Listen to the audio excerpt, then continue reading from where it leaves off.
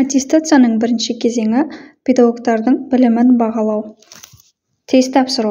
Тестті міндетті түрде тапсырады педагог модераторға және педагог сарапшыға. 30 жылдан еңбек өтілі жоғары педагогтер тест тапсырмайды, бірақ портфолио міндетті түрде тапсырады. Тестілеу тек пәндер бойынша 100 сұрақтан тұрады. 2024 жылы қыркүйек айынан бастап педагогтың үздіксіз кәсіби дамуының ұлттық платформасы ашылады. Педагогтер портфолионы 12 қосымшамен тапсыратын болады. 30 және одан да көп жыл педагогикалық өтілі бар педагогтер педагог білімін бағалау рәсімінен босатылады. Педагог білімін бағалау өтуінің шекті деңгейі: пәндік тапсырмалар 100 тапсырма, педагог модератор 60%, педагог сарапшы 70%.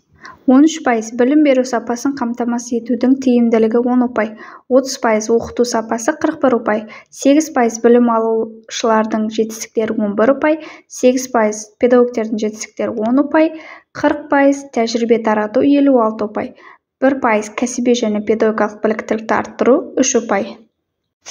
Бұл біздің мұғалімдер үшін тиімді жоба болды. Себебі педагог зерттеуші және педагог шебер біліктілік санатын растаған кезде мұғалімдер тест тапсырмайды. Екіншіден, методиканы алып тастады, тек қана өз пәнінен тест тапсырады. Назарларыңызға рахмет.